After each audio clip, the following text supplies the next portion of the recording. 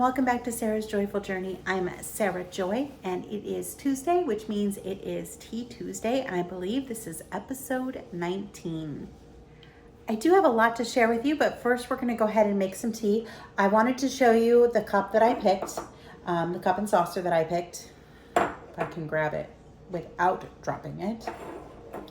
I have chosen to use my Royal Albert Blossom Time, and I chose this one because it was one of the two that popped up in my memories today that I have owned this cup and saucer for 10 years. So we're gonna go ahead and we're gonna use this one.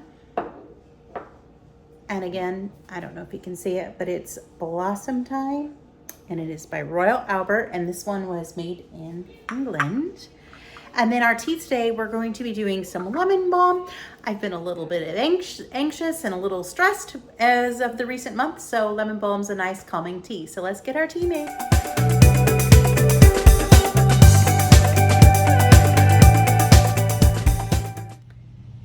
So we're in a little different location today, doing things a little bit differently. Our daughter has a friend over, and I normally am in the living room, but I thought it would be fun to be in the bedroom. And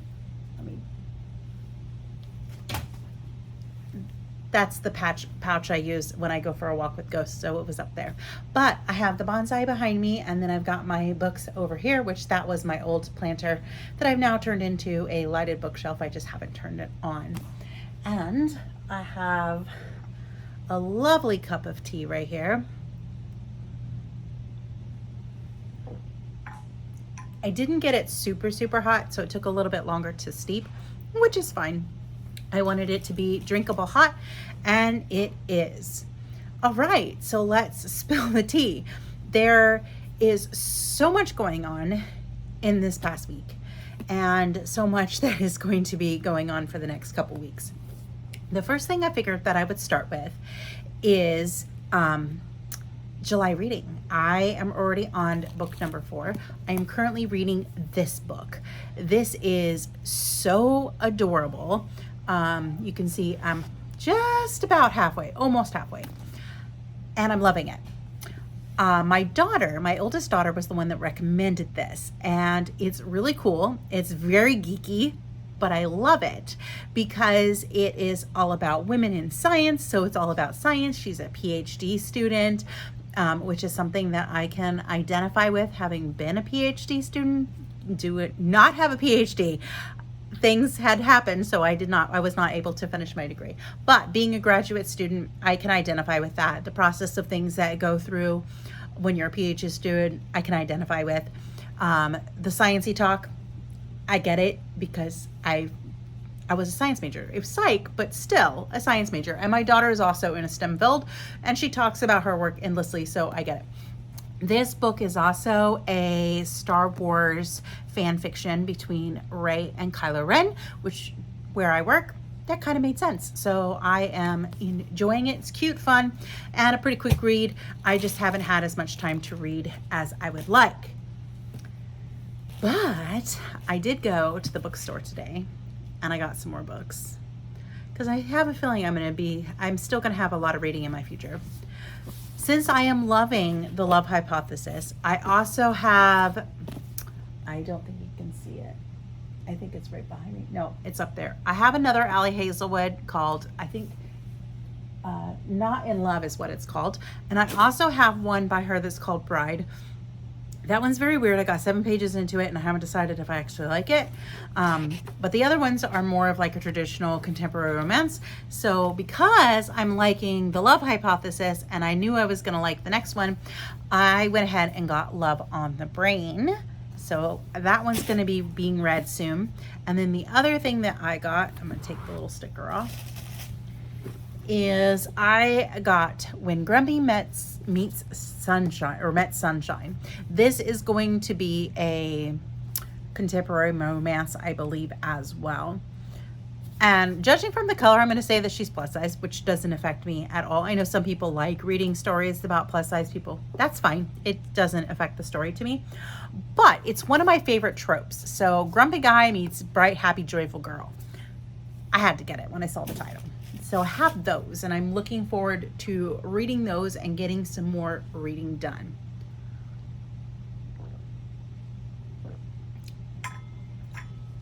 The next logical place to start is going to be on my hands. I went to the hand specialist today. So he reviewed both hands, but not really.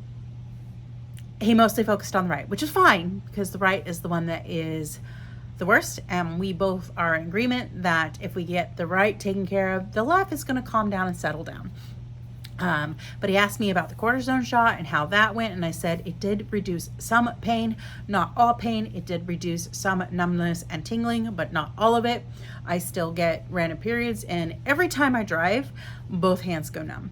And it has to do, I guess, with the angle that you're putting your hands and you're putting pressure on that medium nerve. So moving forward, I'm getting surgery in about 2 weeks.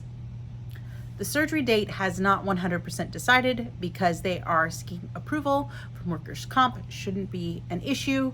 It really shouldn't be an issue because I let my lawyer know as well that it was recommended, and he is going to make sure that I don't get dropped on that. So tentatively, the surgery is going to be the 25th of July. Which is kind of sad because it's going to be right before Keto Orlando. But it's supposed to be pretty minor and non-invasive. They say the whole surgery takes 15 minutes to an hour. I can't see it taking an hour because at this point my carpal tunnel is considered mild. I do not have any nerve damage. But the surgery could prevent things from getting worse. And it could fix it. So I could go back to having normal, no pain, nothing, or I can stay right about where I'm at, which is not great, but it's not awful. It could be worse. And I end up not having any further damage. Which is kind of sad because I'm pretty young. Most people that have carpal tunnel surgery are in their 50s and 60s and much older than I currently am because I will be 46 next month. But it is what it is. And like I said, I've had this hand injury 3 times now, and it's gotten progressively worse each time to the point where I am at carpal tunnel and I need to deal with it. And I'm also leaving Disney, which I'm coming to terms with of not working at Disney, and it's not a bad decision at this point. I'm going to miss my coworkers and I'm going to miss my actual job, not all the other stuff that's behind the scenes that is in every job, because every job you have issues with managers and just the way the company is run. You may not always agree with that. So I mean, it's pretty typical, but it's okay. If you watched my days, I think it was, what was it? Days 7 and 8 yesterday, you will saw that I had an emotional moment talking about getting denied for a DAS. I did email the company and they said, thank you for the feedback. You're welcome to apply again. And some friends that have gotten denied and then later got and approved have given me some tips, which is fine.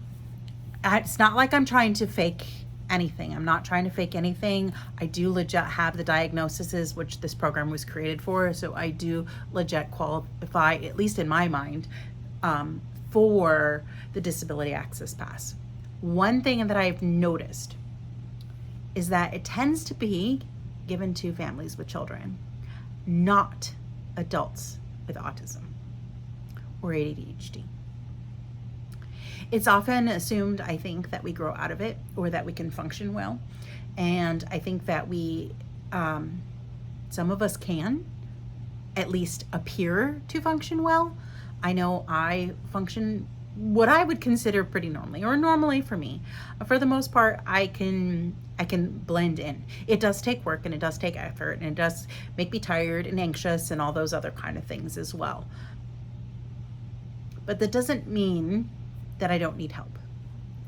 One of the things that was recommended was that if you're left in the situation, you can become extremely agitated, which could lead to someone inadvertently getting hurt, which is very true. But, and I could definitely have those tendencies too. If I got left in a situation where I was overstimulated, overwhelmed, people were in my space, and there was too much noise, there was too many smells, there was just too much everything, and I had zero chance of escape, I would lose it. I would lose it. I would be stimming, I would be rocking, I'd be moving around, I'd be very agitated trying to get out. I could inadvertently injure someone. I could, but I don't necessarily want to admit that on a video because I am almost 46 years old. My mode is I just avoid it, which is also not right because I should be able to do things and I should be able to be social and enjoy social interactions with some accommodations, like allowing me to wait outside the line. Inside the lines, they're dark more often than not, or they're in the bright sun, so light can be an issue, or lack of light can be an issue. Everybody's in your space, they're trying to step on you, they're just all over the place, which is very much overstimulating and causes me great anxiety. I love my personal bubble. That does not mean that I don't stand close or I don't give hugs or anything like that, because I do, but I like to initiate it. I like to know the person that I'm hugging. I don't like random people touching me at all. I cannot stand it. Please just don't ever do it. No, it's not a comfortable feeling. It's not that it's bad. It's jarring to me. I like to be aware of the situation and acknowledge the situation so I know what to expect and what's coming. In the lines, you don't always do it. Most of the time you have kids screaming and crying, which I have always felt this way, but I've really identified that screaming children is extremely difficult for me. And it was the case when I was raising my girls too. But how I dealt with it with my girls was I picked them up. I gave them the attention. I didn't let them continue to cry. I didn't, would do everything I could to get them to stop crying. Generally, they did stop. Now, there was times that they didn't, and I had to put them in their crib, and I had to, because I was overstimulated, I had to walk away and back off for a couple minutes and get myself under control so that I could go back and be a good parent and I could take care of them. I left them in a safe environment and stepped back so that I can control myself. But in lines, it is absolutely an issue. Then you've got the music going and all these kinds of things. And yes, I use headphones and earplugs, but when you're with people, it's harder to hear because I feel like I'm in a fishbowl, and that is disorienting and not comfortable for me. It's its own sort of overstimulation, and I don't like it. I feel like my senses are dampened, and that is not pleasant for me. And then sometimes the lines are just long. And then you're just antsy because you're just stuck in the situation where you're waiting and people are in your space and they're in your face and there's too much noise and there's too much smells and there's too much everything. And before you know it, you're just like wanting to scream and pull all your hair out because you're overstimulated and overwhelmed. This is why I enjoy having a DAS, because it allows me to wait where I can tend to wait. I do better if I'm in a situation like that. I tend to wait my time and I'm walking because walking helps keep me calm. It keeps me moving. It keeps me regulated. And it's better. When I'm with groups of people and bigger groups of people who I do not have the ability to add to the DAS that I had in the past, I would wait with them. Does not mean that I don't need those accommodations. I still need those accommodations because I still struggle.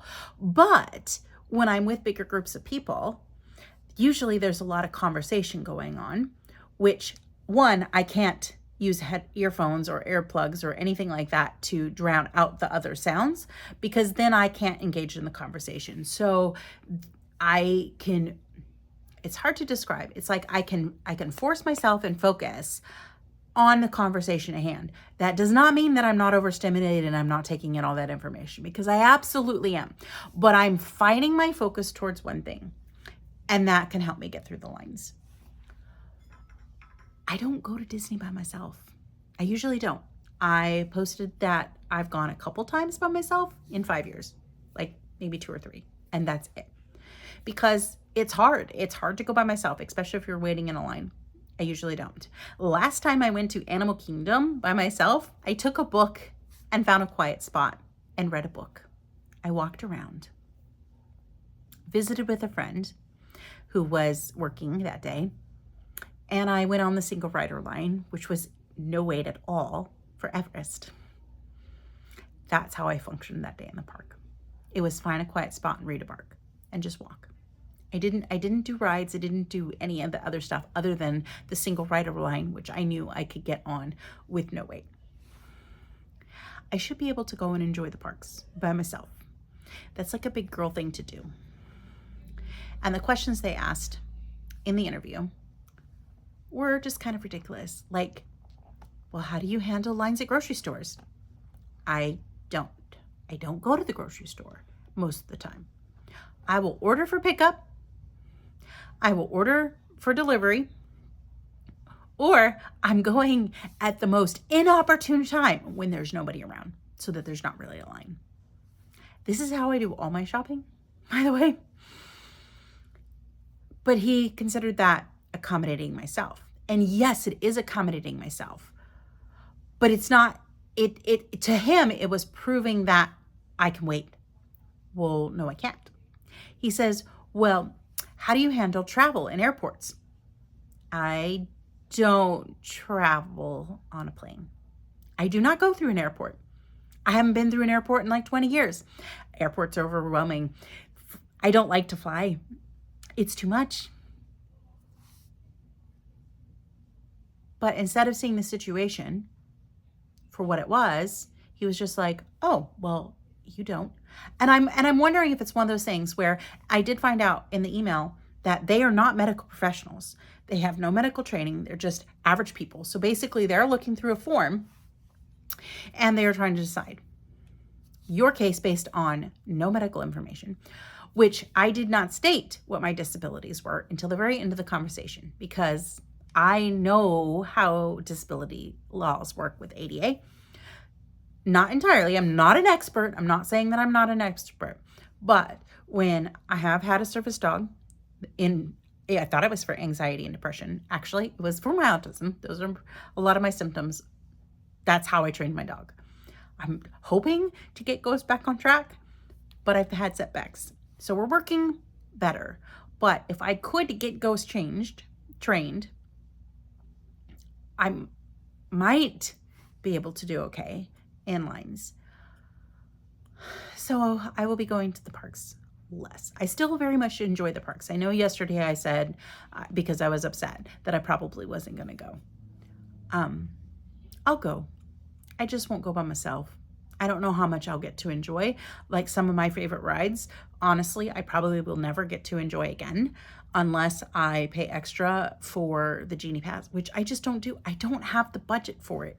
It seems wasteful, especially in like when I had the DAS. But even then, most of the time, it's anywhere from $15 to $25 a day. And if you want the e-ticket ride or the big ride in the park, you have to pay an individual lightning lane for that. I can't do that. So this excludes me from being able to ride rides like Rise of the Resistance, Slinky Dog Dash, Seven Dwarfs Mine Train.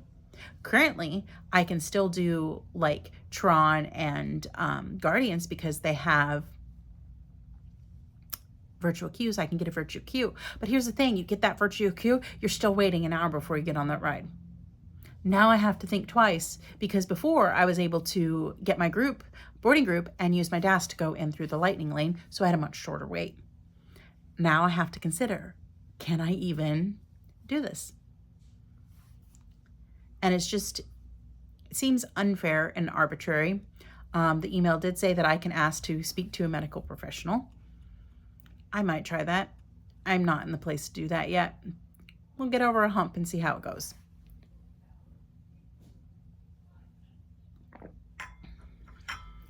All right. That's kind of the drama. One thing that I have noticed with my Keto Chow Challenge, which I am enjoying, and I could see it being extended for a few more weeks. It's going to be dependent on how my surgery goes, because I know after my surgery, I'm not even going to be able to lift half a pound, just not even half a pound. So I could see that becoming a thing. I'll have to make some space to leave my creamy out if that's the case. And my husband may have to make some creamies for me and some keto chow for me if he needs to, if like for whatever reason, because I'm still right hand dominant. So I still do it, even though I can make it creamy with my left, or keto chow with my left, but it would be easy and efficient. And I know that I'm getting good nutrition. So we'll see. We'll see how that goes. I can see that being extended, or I don't know. I don't really have enough time to plan for like how long the recovery is. I won't know that until I go to my pre-op, which is currently scheduled for the 22nd.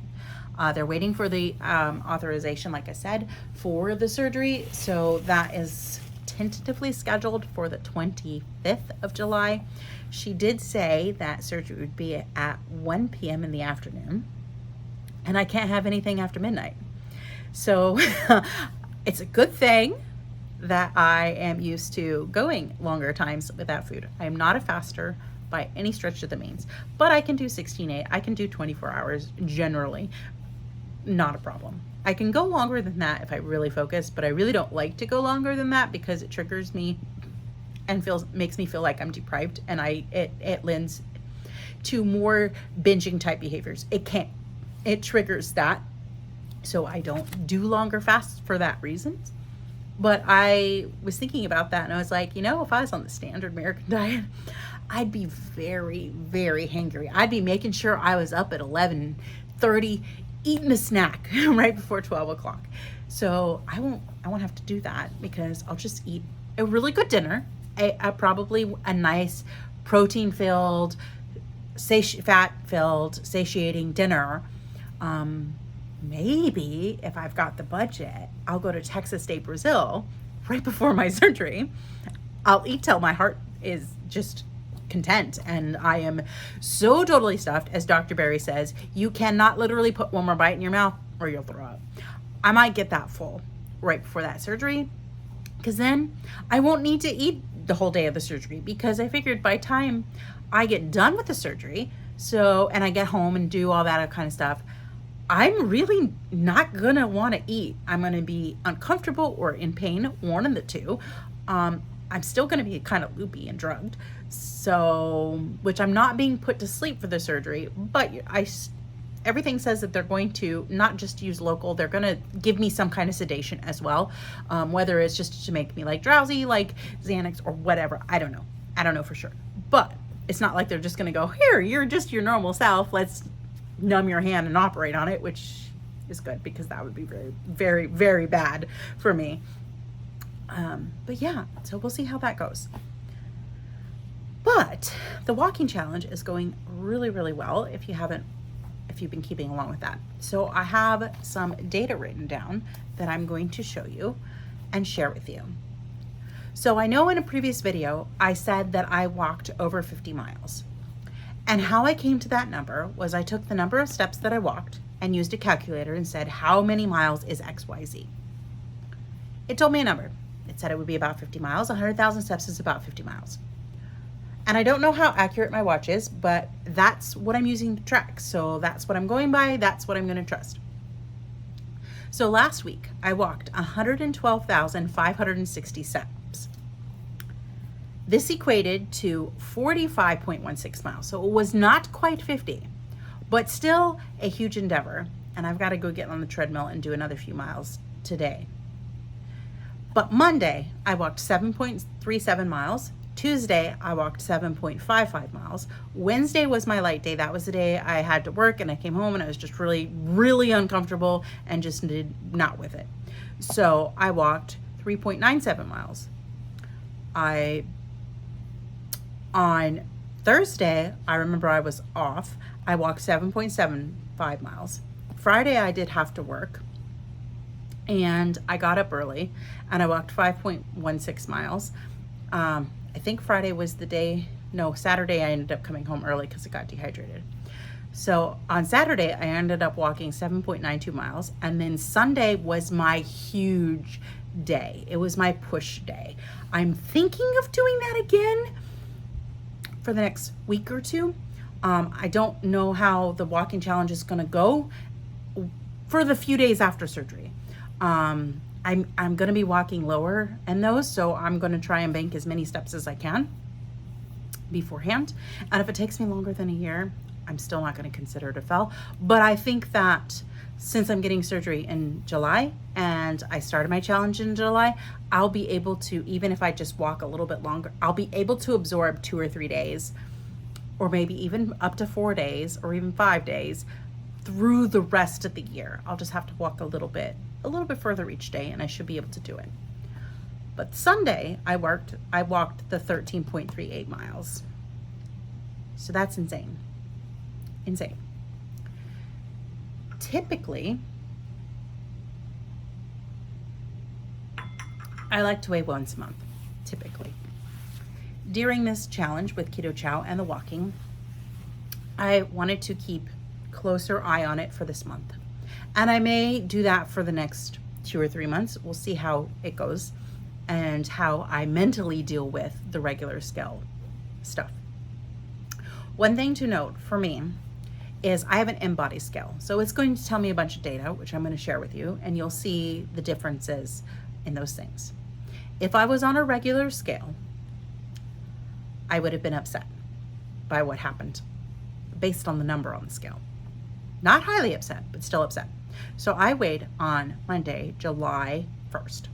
I weighed 224.2 pounds.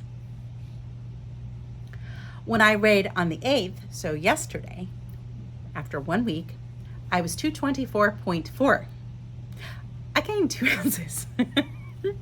But it's one of those things where after a whole week of eating right and exercising, lots and lots of exercising, to get on the scale and realize that you gained 2 ounces would have been done. I would have been so upset. I would have been crying. I would have been just upset.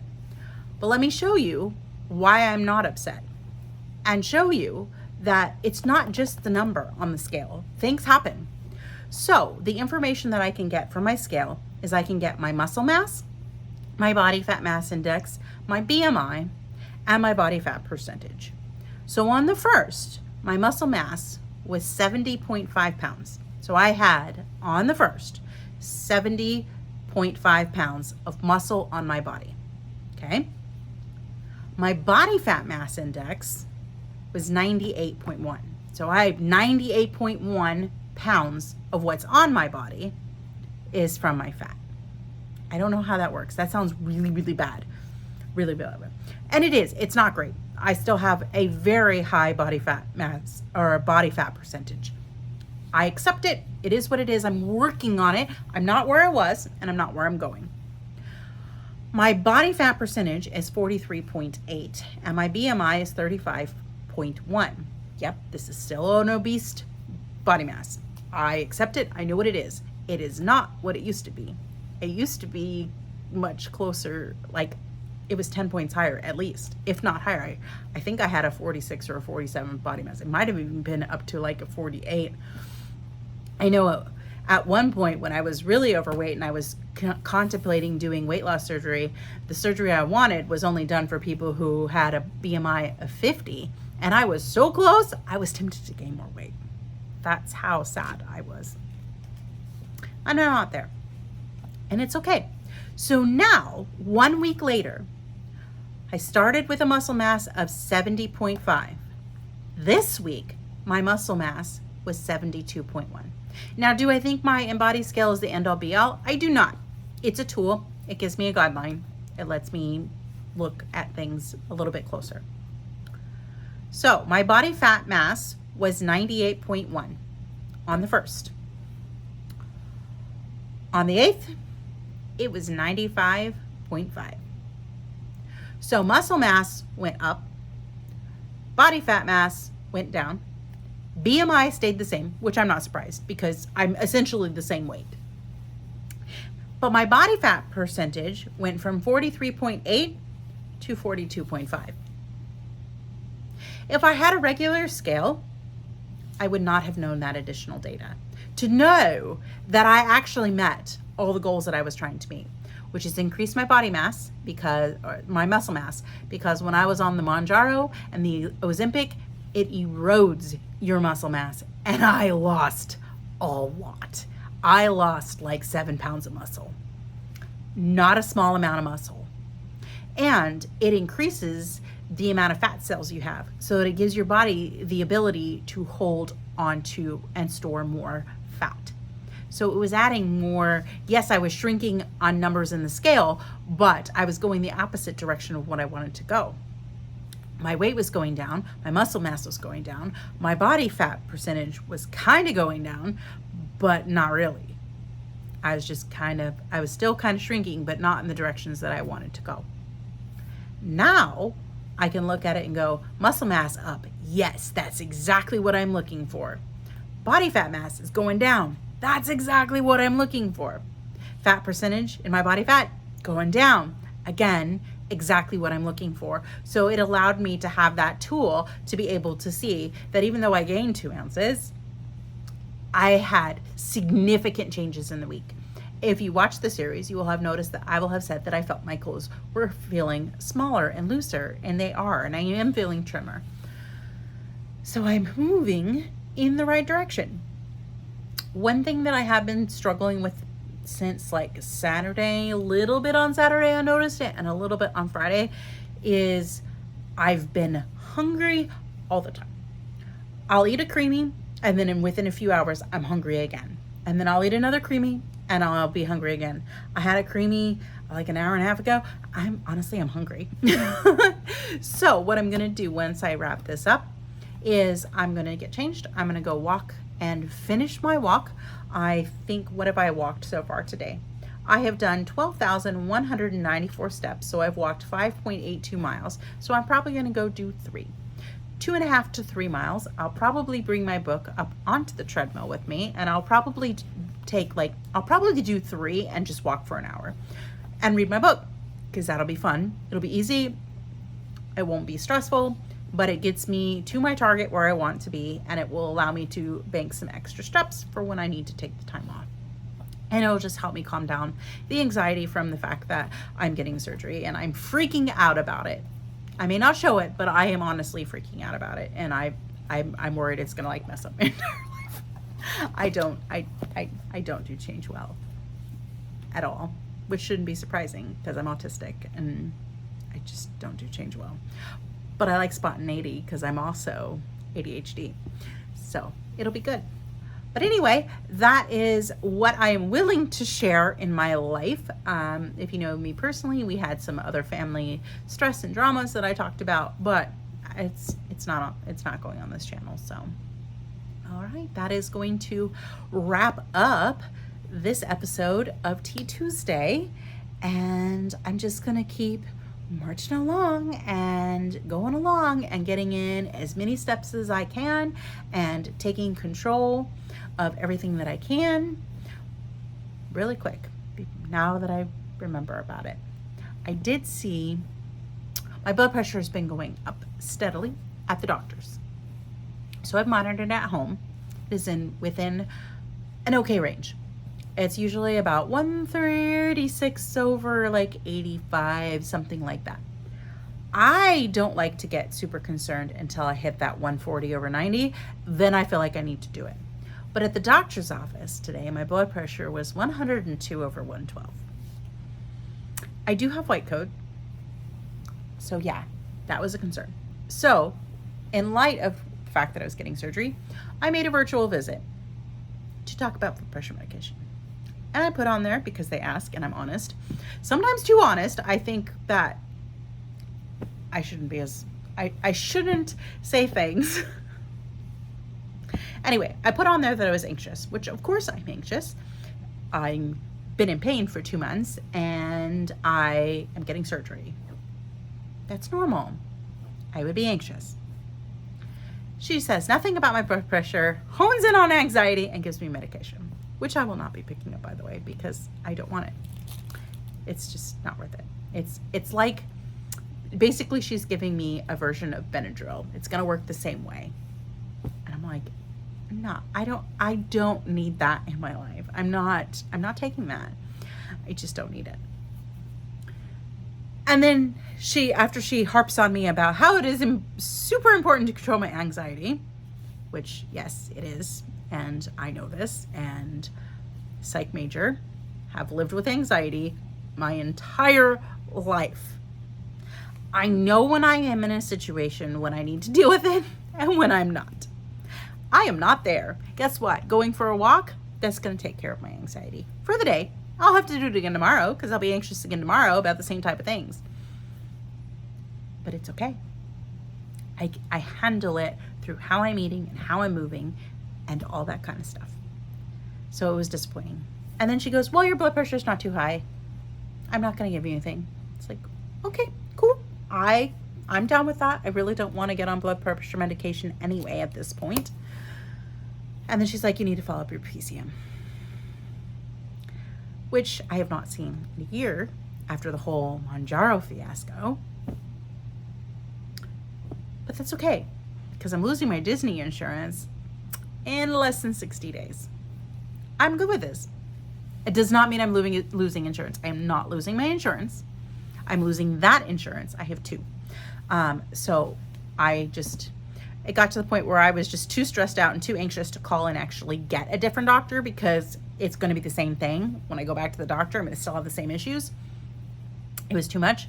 So I just didn't go to the doctor. So he's technically been my doctor and I've had the ability to go if I've gotten sick or injured or anything like that. I still had it. But I'm going back to TRICARE.